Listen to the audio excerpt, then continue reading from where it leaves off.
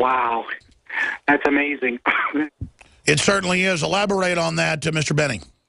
Well, I mean, it's like the overhead photography, that kind of thing. You've seen those pictures. I mean, you can see that they've had that capability for decades. I mean, that's how you watch things on the Earth. That's how the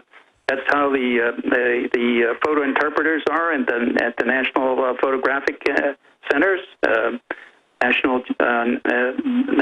It used to be called NPIC. I can't remember what it was called right now. But it is another agency that handles photography. Yeah, they've been doing that for decades. And Space Command and all of it. Yeah, but they couldn't see for 2 weeks Al-Qaeda, renamed ISIS, pouring in out of Syria in long convoys. They couldn't stop that, but they'll go arrest some teenager on Twitter that makes a threat. Don't worry. Don't worry. And did you see the case where supposedly the NSA called a high school to tell the school to start watching one of the kids? No, I didn't. But, see, this has been my major contention, that the domestic spying, the reason they're doing it is not because of terrorism. It's because it's for law enforcement and internal security. Domestic security. That's what they're doing it for. That gives them, see, when they look around after 9/11, they had to look around for a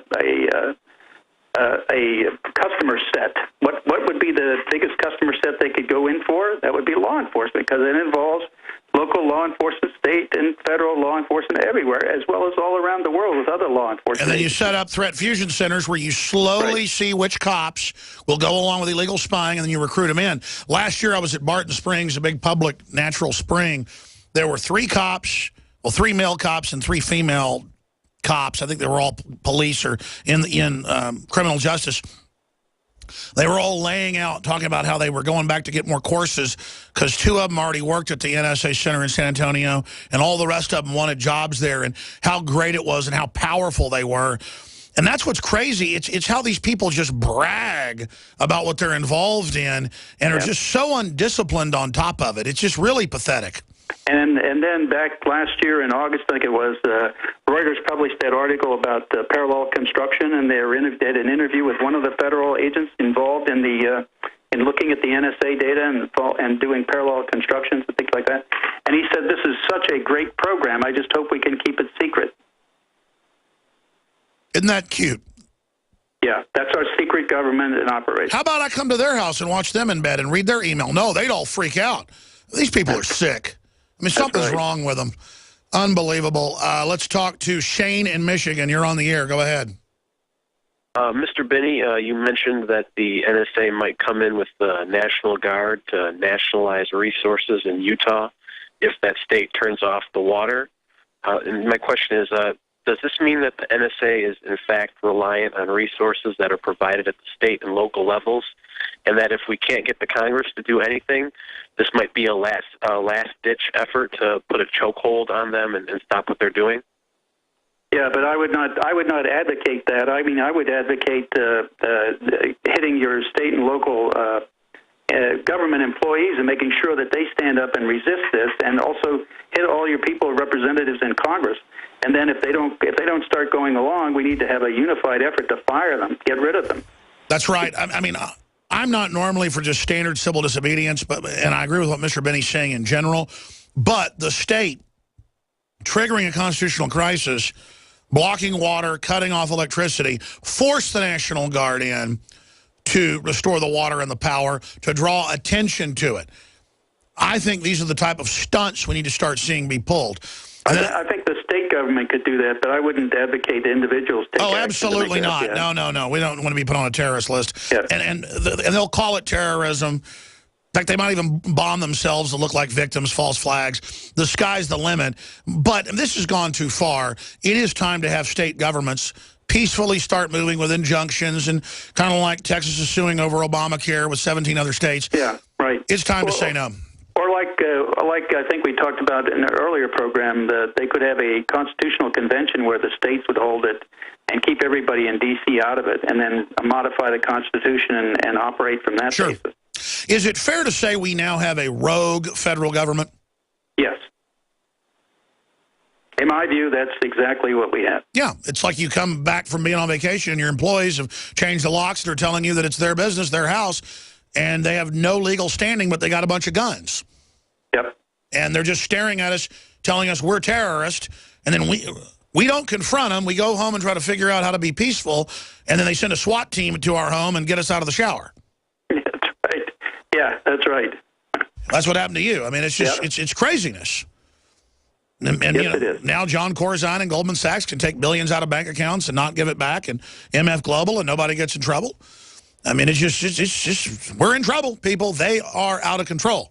And historically, that means they'll just power grab and power grab until everything starts collapsing.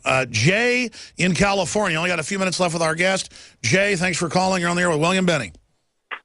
Yeah, I'll be real brief. Mr. Benny, I just have to dish out a little bit of gratitude to yourself and obviously Alex Jones for bringing up this kind of stuff and this media operation for years and exposing kind of what's going on. And now it seems that it's an agreement. It's the consensus among the republic, among the public in this republic, that we're being spied on illegally, that these judges are being, basically with inside baseball blackmailed into changing laws and the rest of it. And I was just curious what you would advise people, and I know I'm not asking just for myself, I'm asking on behalf of others that I talk to that don't feel that this rogue government, as we can all agree it's a rogue government, we don't believe it can be put back together, that Humpty Dumpty is broken and can't be put back together again. What would you say about that? Well, I would say that there are ways, we have some ways to try to help save and salvage our country. And one of the primary ways is to get active in politics and stand up and make sure if you're going to elect somebody as a representative, that they stand up and defend the Constitution and the founding principles of this country. That's something that the current crop of people we have down there in Washington aren't doing right now. They're violating every way they possibly can. And they're getting everybody they possibly can to support what they're doing and cover up for them. That's right. They're circling the wagons to use the whistleblowers and the political awakening as a way to actually legitimize this giant usurpation of our basic freedoms. And if we don't start backing them off at this point, the sky's the limit. We've already basically reached the sky. We're now going out into outer space. Few final calls, and we're going to let our gracious guest go. Mike in Wyoming, you're on the air worldwide. Hi, Mr. Benny.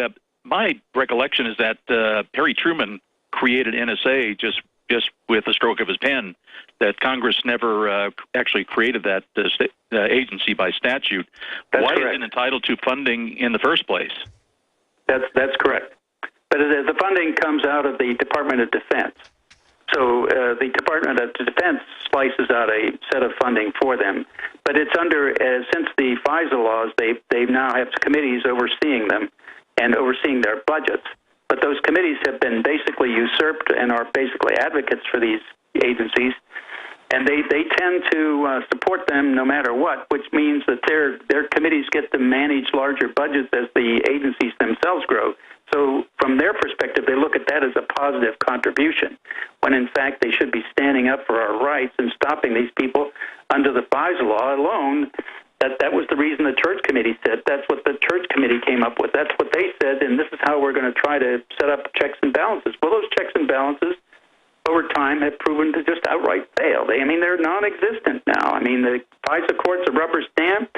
The intelligence committees are advocates for the agencies to do domestic spying, when in fact they were created. Their founding principles for the creation of those were to prevent spying agencies in the United States from spying on United States citizens domestically.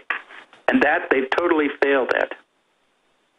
It is a criminal Big Brother revolution by bureaucrats and corporate and government interest to openly execute fraud upon us until it becomes common law precedent. And it is just over the top. They're getting away with it. Mike, anything else? No, that's all. Thank you. Thank you very much. Well, folks, we are basically out of time with our guest, William Benny. We've got Chris, John, Truth Raider, Frank, and many others holding. I'll try to answer your questions as best I can. Mr. Benny, people constantly say, where are the whistleblowers? Where are good people in government, good people in corporations? Well, whether it's John Perkins, who was an economic hitman for big banks, or whether it's Colonel Schaefer or General Benton K. Parton or countless other people we have had on this broadcast, Tosh Plumley, Sully Castile, hundreds and hundreds and hundreds, Terry Reid, it's got to be over 1,000 now, whistleblowers from state, federal, international level. Wolfgang Wodarg, the head of the EU vaccine program, admitting the vaccines are tainted.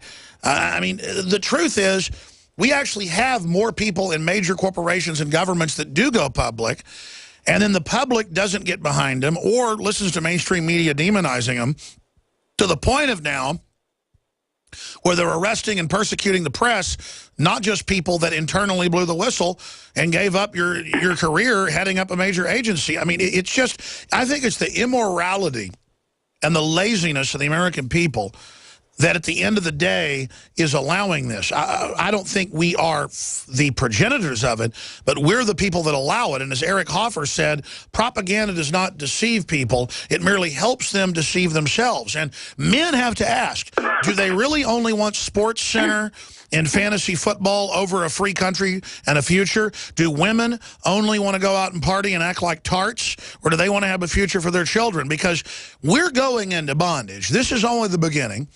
We can see the fruits of this tyranny as our country and the world goes down the drain. They've started a global spy race now. So who knows what's going to come out of this? It's destabilizing our world. It's discrediting our country. It's discrediting our tech companies because people don't want to do business with us. I'm kind of ranting here at the end. It's just, why are we allowing this to happen? It is so insane. Final comment. Well, yeah, you're pointing out some of the very short-sighted, finite thinking that people went through when they first decided to do these kinds of things. And I start with Cheney and his dark side business. Instead of focusing in on doing the intelligence business and the military business in a focused, disciplined way, he went on a scatter approach. Let's go after everything and do everything we possibly can to ensure we get information. Well, I mean, it's been shown for a long time by any numbers of studies and examples, testimony from various people that torture doesn't work, and if you torture people, they'll tell you anything you want them to tell you. And so what that means is you need to do a disciplined approach, and I think the FBI had at one point anyway, they were thinking that torture was not the way to go either, and that there were other ways to get information and get it reliably. And certainly we knew from the SIGINT business that was true, and they went down a very bad path there. They went down a very bad path everywhere. I think the dark side is just the bad path. That's all. Well, sir, you are a modern hero. You have gone through hell, lost your lucrative job, done so many other things to warn us. You raised the alarm as a modern Paul Revere, and now it's up to us to try to carry the ball. But I appreciate you working so hard and still going through the persecution. I hope you write a book. Now we know about all the illegal spying, but just write a book about your experiences. They can't stop you from writing about the persecution you've gone through. Really, I see it as a modern jungle. Just like the jungle exposed child labor and the Rockefeller factories, I think your book or another big whistleblower book, not so much getting into the spying even, but just the response to it, could be made into a film, you name it, and things like that will turn around our society. William Binney, thank you so much. Yeah, thank you for having me. All right, folks, there he goes, an amazing individual. And there's so many of them, and I'll tell you what's humbling about my broadcast. I get to talk to people like that every day, and I get to talk to you. And sometimes I get frustrated, sometimes I get rude and mad. It's because this is real for me. I've been doing this for 20 years. I know a lot. And to look at one story, I make all these connections in my mind to other data. It gives me a headache. To look at one article gives me a headache. Like this article, UNICEF calls 2014 one of the worst years on record for the world, New York Times. Why does that give me a headache? I'll tell you when we come back. Why does it make me feel rage? Why does it make me want to cry? I'll tell you when we come back. And we'll continue with your phone calls straight ahead as well. Benny did an hour and a half with us. I skipped 2 network breaks, you name it, because that was such important information. And I hope when the video of this gets posted to Infowars.com tomorrow, I hope it isn't pearls before swine. I hope we get it out to everybody else, because You are the resistance. You are the answer. You are the Paul Revere's.